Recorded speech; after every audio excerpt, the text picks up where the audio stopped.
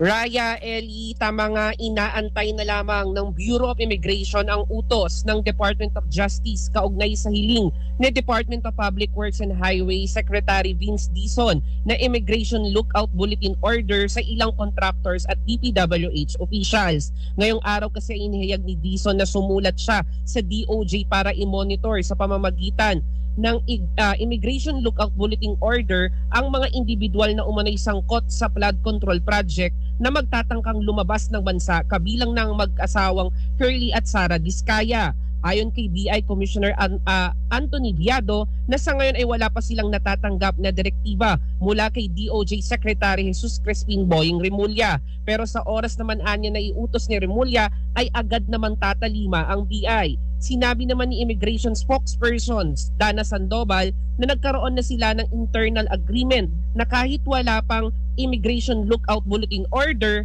ay mahigpit na babantayan ang mga individual na nakapaloob sa listahan na isinumite ng DPWH.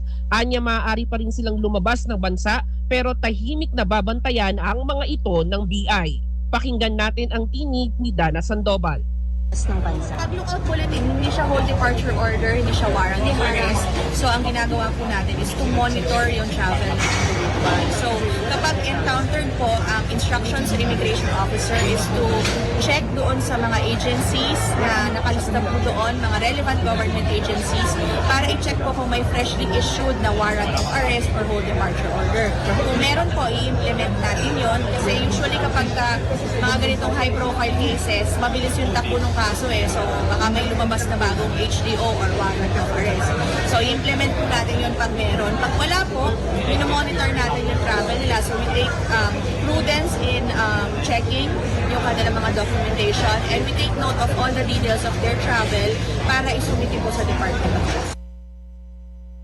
Yan ang tinig ni BI spokesperson Dana Sandoval. Ako, si Ryan Reloban, Abante.